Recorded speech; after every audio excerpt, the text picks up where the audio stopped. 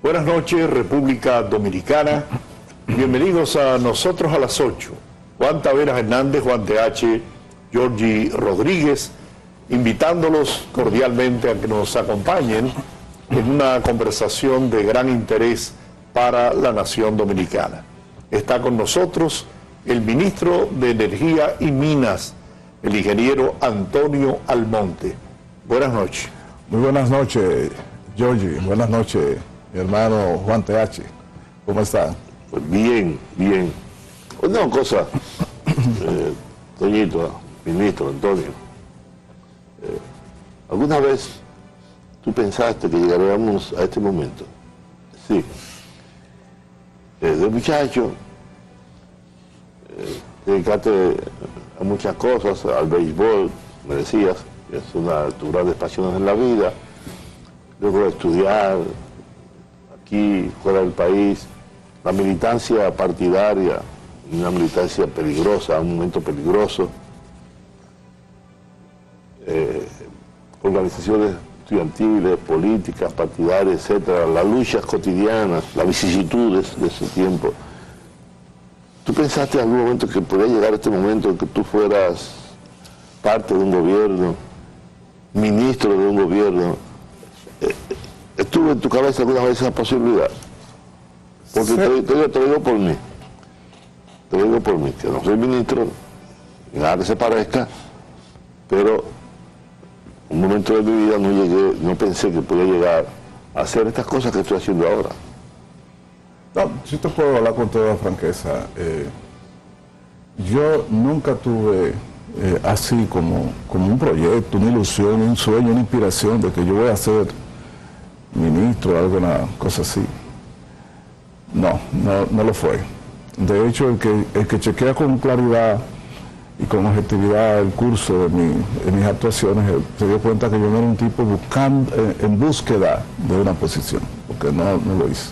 Yo siempre fue así, yo que te conozco hace tantos años, sé que no. Pero sí sabía que podía suceder cualquier cosa en el sentido de que había permanecido desde adolescente vinculado a las acciones, a los trabajos, a las luchas sociales, comunitarias, primero en clubes, en educación, fundando liceos, fundando clubes, participando en grupos de izquierda, en movimiento estudiantil, después en el PRD, o sea, siempre estuve vinculado a actividades de tipo social, político, incluso mi trabajo privado, le dediqué mucho tiempo, entre otras cosas, al oncológico Heriberto Pite, precisamente, teniendo otras opciones, pero precisamente por la característica, la labor que ahí se realiza con pacientes, ¿qué tú hacías, etcétera. Entonces, bueno, yo fui ahí director del departamento más grande de Heriberto Pite, el departamento de radiooncología y de medicina nuclear, y fui, si se quiere, el desarrollador del área de medicina nuclear y del área de radioterapia, que hoy son dos departamentos fundamentales del país, con nueva tecnología, preparación de técnicos, etcétera. Entonces, el que tiene un curso de preparación académica y de vinculación a la lucha y de compromiso social, sabe que en cualquier momento puede asumir cualquier responsabilidad, pero no fue... Yo no tenía eso como objetivo, como meta, sino para mí la meta era siempre participar y aportar. ¿Y cómo será el tránsito, el crossover, vamos a decirlo, de la izquierda al PRD, a un partido de sistema? Bueno, Juan, tú sabes igual más que yo, porque somos contemporáneos y... no solamente contemporáneo en términos de tiempo, sino también de lucha y de militancia. La crisis en el movimiento de izquierda a nivel internacional en los 80, sobre todo 89, no solamente fue una crisis que se expresó en la caída de regímenes de izquierda socialista, marxista en Europa del Este y en otras naciones del mundo, sino generó también una crisis bien profunda de reflexión y de pensamiento en una gran parte de la intelectualidad, de las militancias, de los dirigentes. Y llevó a mucha gente a una reflexión y una revisión crítica, rigurosa, de muchos de los presupuestos de su vida y de su participación social. Y en ese proceso de reflexión que a mí a ti, a muchos. Pude desarrollarlo, y a muchos. Pero yo tuve la suerte de que lo desarrollé ya en la segunda mitad de los 80, viviendo en Europa, en diferentes etapas, en España, en Inglaterra, en Italia, etcétera. Eso me permitió con mucha mayor libertad hacer una revisión rigurosa, no de los presupuestos, de los compromisos sociales, de justicia, equidad, libertad pública, amor por la soberanía de tu pueblo, etcétera, sino algunos presupuestos en cuanto a la organización y funcionamiento de la economía de un país, de las relaciones con otras naciones y sobre todo de los fundamentos de las libertades individuales y la promoción de la creatividad y las iniciativas de grupos de la sociedad. Entonces uno se dio cuenta que el modelo que quizá había sostenido durante un buen tiempo no permitía, y no solamente no permitía algunas ilusiones, sino también que era contraproducente. ¿Usted piensa que en un ejercicio de libertad era necesario? Esa transformación yo tuve un proceso esencialmente de reflexión y de búsqueda y de años de lectura. Y de ese cambio que ha experimentado la izquierda, ¿piensa usted que surge a partir de la desaparición de la Unión Soviética? ¿Influiría eso? En la República Dominicana sucedió que esos eventos de finales de los 80 a nivel mundial, lo que trajo como consecuencia fue casi la desaparición de la izquierda.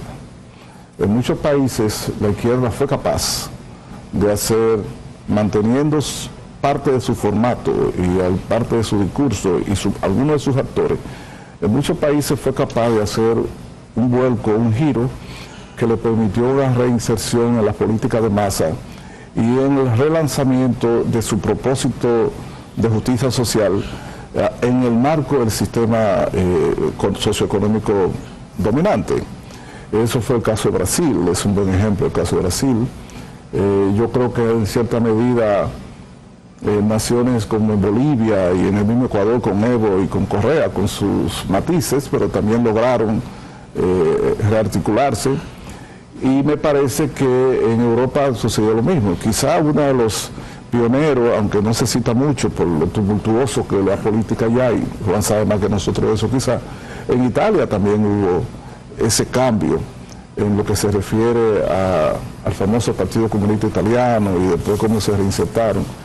Y hay muchas naciones del mundo, muchas otras naciones, las más ortodoxas, cerradas, sectarias, sencillamente muchos otros movimientos y partidos sencillamente desaparecieron o son insignificantes políticamente. La República Dominicana dolorosamente no pudo hacer ese crossover y lo que se ha reducido, los movimientos se han reducido a organizaciones sin influencia política. Yo te hago la pregunta, Antonio, porque exactamente fue lo que pasó. Yo recuerdo, yo estuve en la Línea Roja, en la Unión Patriótica, en la estructura unificada pro PTD, luego en el Congreso de Fundación del Partido, Víctor de Barahona al participar, pero después de 1980 yo abandoné la Línea Roja, el PTD, abandoné el PTD, vine de Barahona a Santo Domingo y rompí con Eduardo María y rompí con ese sector. Eso hizo mucha gente. Yo creo que después de 1978, tras la llegada del PRD al poder y la ascensión de don Antonio Guzmán Fernández, como que nos quedamos un poco sin bandera. Los exiliados regresaron, los presos políticos fueron liberados, etcétera, etcétera. Y eso no solamente se produce en mí, se produce en ti, se produce en mucha gente. Además ese marco internacional ciertamente lo permitía. Yo recuerdo a Mercedes Sosa, decía, ¿ahora qué hago yo? Decía Mercedes Sosa. Y te hago la pregunta, me gusta que hagas esa explicación para que la gente vea que tú no eres un ministro pura y simplemente. Un técnico seco que va a una institución del Estado a hacer un trabajo fundamentalmente técnico, sino que tú tienes y has tenido siempre un compromiso, social. Desde adolescente. Y entonces eso me permite hacerte la siguiente pregunta. ¿Cómo va el PRM? ¿Cómo está la campaña? Ya con esa visión que tú tienes y esas experiencias políticas. La preocupación no, la sorpresa, no sé si decir sorpresa, pero lo que llama la atención es lo bien que vamos como partido. El PRM, desde el punto de vista electoral, se está convirtiendo en un éxito casi sin precedente en el país.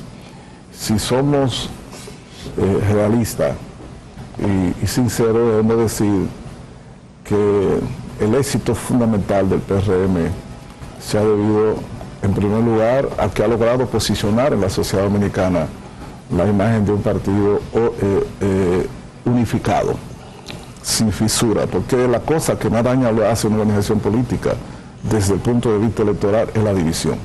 No hay más nada. Tú puedes tener un candidato impopular. Bueno, le pasó al PLD, le pasó al PRD.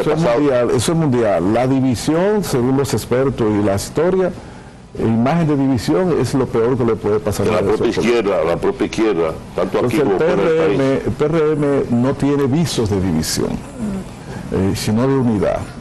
En segundo lugar, el PRM ha logrado algo muy importante también, tener un líder prestigioso. Tú tienes que tener un líder, un vocero principal, una cabeza, un representante que tenga empatía con la población y que tenga prestigio en función de su práctica, de su ética, de su actuación. Que tenga credibilidad. Entonces el PRM ha logrado tener unidad y una unidad que simboliza un respaldo cerrado a ese líder, lo que quiere decir que lo que el líder practica y lo que es su discurso, la dirección del PRM comulga con ello. Por consiguiente, ese prestigio también le cae al partido. Y eso es frente, que no tenía que ser así, pero frente a una oposición dividida, desgastada, con voceros y representantes que ya no ofrecen nada, porque, perdonando la referencia, que puede ofrecer Leonel Fernández, que puede ofrecer Miguel Vargas como figura política ahí, y que puede ofrecer Danilo Medina. Entonces, frente a esa realidad, la población dominicana que está en el siglo XXI,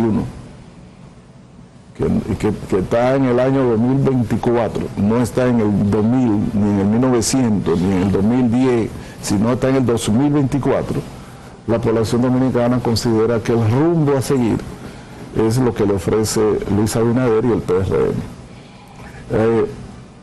Ahora bien, me decía alguien, ¿y tú no temes que ese tanto éxito pueda afectar? Claro que sí, que puede afectar.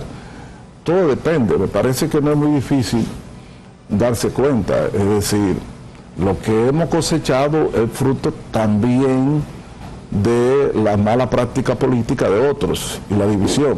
Si nosotros queremos caer en esa situación, lo único que tenemos que copiar esa mala práctica. Experiencia hemos tenido sobre nuestra piel, lo que venimos de muchos años, de que la división lo que deja es derrota, humillación y vergüenza. Entonces el PRM, como decíamos nosotros, sin unidad no hay fuerzas, entonces no hay victoria. El PRM, si no quiere morir de éxito, tiene que aprender esas lecciones y cuidar la unidad interna como la niña de sus ojos, desarrollando mecanismos internos para procesar las aspiraciones sin necesidad de dinamitar el partido. ¿Qué tarea tiene? ¿Qué tarea tiene entonces dentro de ese marco que tú dibujas? En mi caso, sí, ¿qué está haciendo? Yo soy supervisor y soy una especie de jefe político de campaña en Santo Domingo Norte. Esa es mi responsabilidad principal. Naturalmente que no es una actividad que la realizo solo, tengo el trabajo de dirigentes muy connotados como Isidro Torres, Tomás Obispo Gando, tenemos también la colaboración de Ángel de la Cruz, y hay un equipo de dirección, que yo soy el supervisor general de esa campaña, en Santo Domingo Norte. Usted tiene la responsabilidad del FELA también, ¿no? Frente Eléctrico de Luis Abinader. la Fuerza Eléctrica Luis Abinader, que es una organización que tiene presencia prácticamente nacional y que reúne a militantes, simpatizantes que tienen algún vínculo, son estudiantes, son graduados, profesionales y tienen algún vínculo con la actividad de energía en la República Dominicana. Tenemos que hacer una pausa, ingeniero. Con su permiso, regresamos en breve.